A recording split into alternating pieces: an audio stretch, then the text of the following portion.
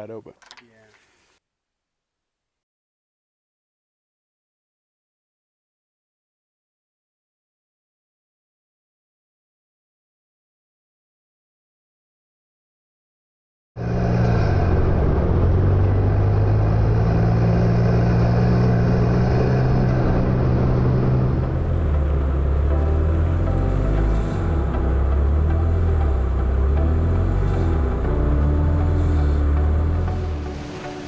the High Sierras is a special place. I've grown to love it a lot. Being from Oregon and being able to get to experience the Cascades, they don't offer what the Sierras do. You have a lot higher areas that you can go to, there's more lakes, but the biggest thing is just more accessible by vehicle. Obviously, we have so many public lands available to us, and that's the whole theme of this video. But what we don't realize is, even though the political climate is not the greatest in California, it's the best for what we love to do, which is overlanding and off-roading. These areas right here are a prime example. Where else do you really get this much access to do this in an area this beautiful? I love that we get to take people up into these spots and other people get to take us to theirs. Which brings us to an important subject, geotagging. You've heard us say it many times before, you've heard us say it in this, and you'll probably hear us say it again. It is possibly one of the worst features in social media. We try not to, well, I would say we try not to. We don't geotag whatsoever. Nobody in Rogue Element is allowed to geotag. If we go on adventures with somebody else, we don't go with people who will geotag as well. We don't want anything to do with it. There isn't a single positive thing outside of showing somebody a trail, which in our opinion, and we may offend some people, and that's fine. We can't please everyone. The only real adventure or part of this is the adventure. You know, it cuts to the chase and shows you where the trail is. Sure, that's great. And we give locations to trails sometimes in our direct messages on social media and email, and people texting us, hey, where were you at this picture? But we're not going to advertise it. Our public lands don't need advertised. It's not a business. We really advocate for social media, to remove these features unless it's a business. It's not fair to our public lands. We have seen trails get shut down. You saw in the previous episode of a place getting shut down, and that's solely, I wouldn't say solely, but it's largely to do with things like geotagging. It makes places popular, and there's a lot in the United States that are getting closed or they are just getting ruined. Tons of trash, way too much traffic that's ruining the trail or the biology of the place. Probably the number one spot that we know of is Torkerville Falls. People just park their rigs in the middle of the falls and just to take pictures with their rigs. There are times and places for water crossings. You've seen us do it in these episodes, but get in and get out. That's really the best scenario that you can do. Don't park your rig in there. Don't do dumb stuff for social media clout. That's how we lose these spots. We have to be responsible. You have to have tread lightly principles. Now, are you always going to be perfect and follow those principles? There's a lot of scenarios, and we've shown it in previous films, where you can't get around it. Sometimes for the safety of the people in the rigs, for the rigs themselves, and even for the most part, the nature that you're around, it may require you to do something that is not favorable. But what separates you, a good, abiding public land steward, is making sure that you leave it better than you found it. And in some cases, you need to go back and you need to repair the area.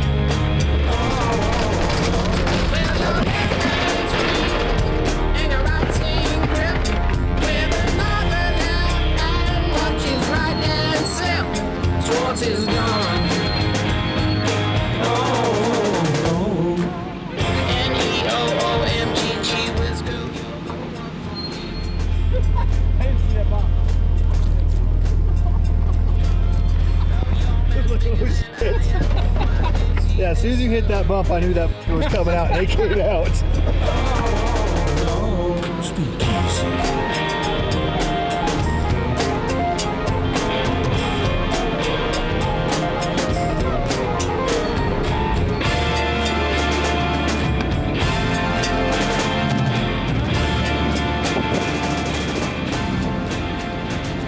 After Nathan's Rome cooler decided to do ejecto-cedo cuz in the back of his Land Cruiser, he took us to this awesome spot with the world's largest juniper tree. And I gotta tell you, you hear it with us, and as far as trails and difficult obstacles that the camera doesn't do it justice, it really doesn't do it justice on this behemoth. It is absolutely stunning, and the history of the people that have protected it for hundreds of years is even more incredible.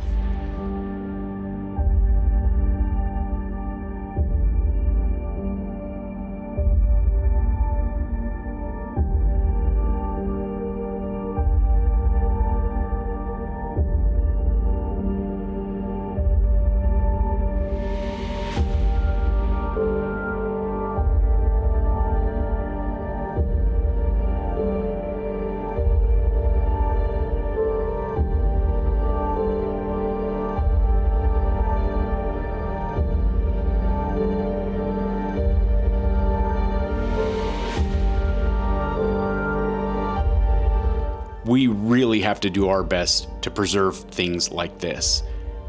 You're talking over 5,000 years old. This tree, it is absurdly massive, and then a really cool looking one that's all twisted up next to it. This was a real treat to kind of break up, what was somewhat towards the end of our trail today.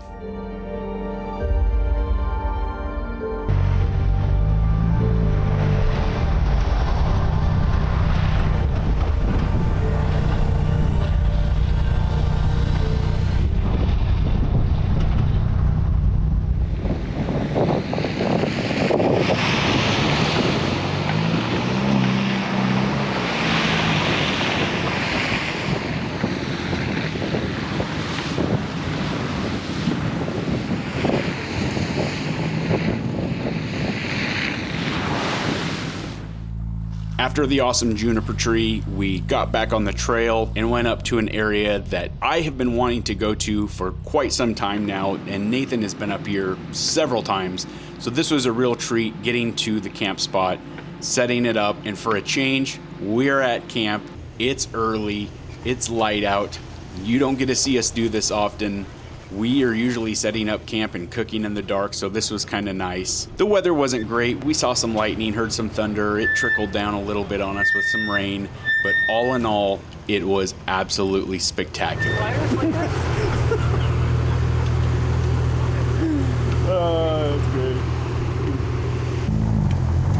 There we go.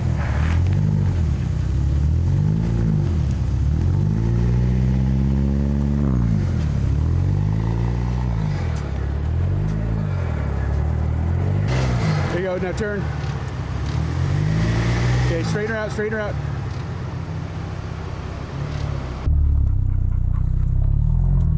Stop.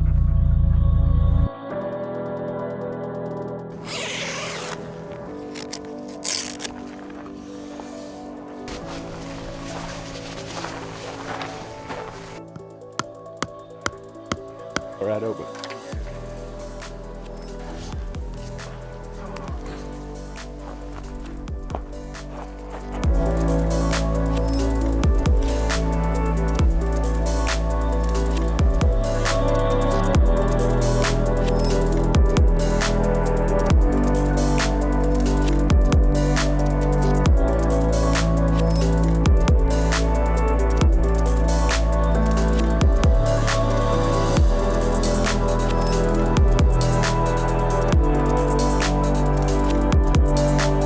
After setting up camp, cracking open a few beers, Nathan and the boys decided that we need to go and check this killer sunset out over this meadow, and boy, was that a treat. This was awesome. It's not often we get time like this to just relax at camp, and to have a view like this. I made my famous top shelf margaritas, which were a hit. and why not? Because they're absolutely delicious. And after getting our little buzz on here, we sat out in these chairs, watched the cows kind of migrate through the meadow, watched that sun go down, killed a few mosquitoes, got bit by a few other ones. You just Mr. Miyagi, that mosquito? Yeah. I was wondering if you caught that. Jesus Christ. Yeah, dude, totally. I was like, wonder if I can do it because I'm a little buzzed. It worked out perfect, dude. Mr. Miyagi, that mosquito. I followed it for a grip too, dude. And after that, it was taco time. Thanks to Milestar Tires, who donated all of this wonderful food for this evening. We absolutely destroyed some street tacos and drank some of that wonderful Whistle Pig 12 year at the campfire that night and called it early. Night 2 in the books. Pretty good night last night. Hung around the campfire. Did a little drone action. Had a little tiny storm come through last night. Yesterday evening, I should say. It wasn't too terrible. You see a little bit of lightning or thunder. Got the drone up in the air a little bit. You see a little bit of the storm off in the distance, what was left of it. And then we decided we were going to go out to the meadow and chill out in the meadow and watch the sunset and drink whiskey. So that was kind of cool. Did some flyby action with the drone. Yeah, I think we called it night probably sometime around like 10 o'clock last night. Early birds. Yeah, call us old. I think our plan is today, get some breakfast going, get some coffee in us, clean up around this campsite here. Pretty cool campsite, actually. Yesterday, so I set up my tent, and I was like, well, I'll just leave the awning outside on this big old rock pile that's just behind the Tiguan here. And I was debating whether I want to put it away in the car. I was like, no, it'll be okay. I'm laying down and all of a sudden I hear this. I'm like, the heck? I'm just hearing noises. I hear this again, and I'm like, what the heck? I look out there. A damn muskrat pawing at the fucking canvas cover for the tent. It's like, Jesus. So, that was interesting. Bruno, say hi. Say hi. What's up, Bubba's? Did you go, boy? Did you go outside? Oh, you wanna go outside? Did you go outside? Go say hi, everybody. I don't know if you guys can see it, but it looks like a dude sitting in a recliner or a chair kicked back, just chilling up on top of that rock. Does it not? One thing I do love about California is there is a lot of hidden gems out here. A lot of great areas to explore. Looks like some areas aren't quite overpopulated or overcrowded because they're still hidden, which is nice. Biggest pet peeve is people geotagging. I wish they would just stop. I can understand geotagging for a business, but not public lands. Public lands are sacred. We want to appreciate them. Get too much traffic, things start getting ruined. Trash left behind, lands get shut down, and then you don't get to appreciate them, and that sucks. Much better. Sure, when people are walking through here, they can appreciate the lack of trash. So let's keep on and see what we can find next. After wrapping up camp, it was time to head down the mountain. But our work's not done. We needed to find more spots. We are not happy with the amount of garbage that we have picked up. It really hasn't been that much, and as I stated before, it's not a bad thing. It's okay. But we feel like it's our duty that we need to look a little bit harder, and we missed some spots on the way up and decided that we were gonna hit them on the way down. So we packed everything up, headed out, let's go find some trash. All right, we reached the end of it. There were 3 sites total. We're coming back out. It's pretty quiet out here. Tons of that mule ear stuff everywhere. You wipe your ass for days.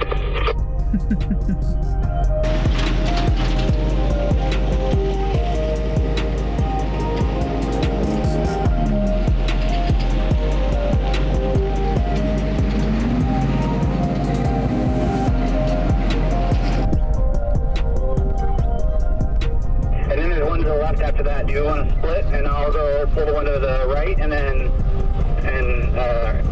me and Nate, the Nates, we'll go here to the right, and then you guys want to go left? Works for me.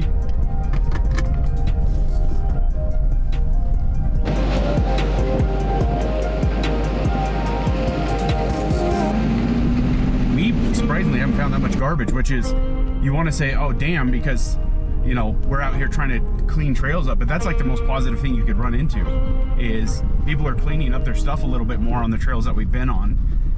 Man, I don't know if it's because they just recently opened this up because of snow. You know, there's been so much late snow this year. And it's green and beautiful. Holy cow. I mean, that meadow last night, how awesome is that? But yeah, we're just really not seeing that much trash. A lot of, you know, some little stuff, but nothing crazy like we saw at the very first place where we saw that couch and some other stuff. And we decided there that because you know, we had to find a camp spot, but also, you know, we did clean up some stuff there. I didn't get it all on camera because the guys were down below me, and then we had that group come in, so we had to move our rigs. But we decided as a group, we're gonna come back up, we're gonna devote a whole weekend to just that spot, which is called Fraser Flat. And we're gonna bring a big flatbed trailer, and we're gonna load up like that, we're gonna load up that the love seat that was there, that couch. We're gonna get permission to be able to drop down in there with our rigs, so we can do that. Because yeah, you would probably have to winch that couch out, and it'll probably be in a million pieces by the time it gets up there. It's been there for a while. And there was, you know, we found quite a bit of trash down there. So, and with every site being full and not being able to camp there, who knows what those people all left behind. There was a lot of people there. So we're gonna see what we can see at this place right here. I don't know if they're seeing anything. The two Nates went down on their end, and then Eric and I. This is gonna be fun coming up, Nate. Yeah. Oh man, and the views out here. There, you can still see snow here. I mean, it's crazy. There's still pockets of snow up on that cliff.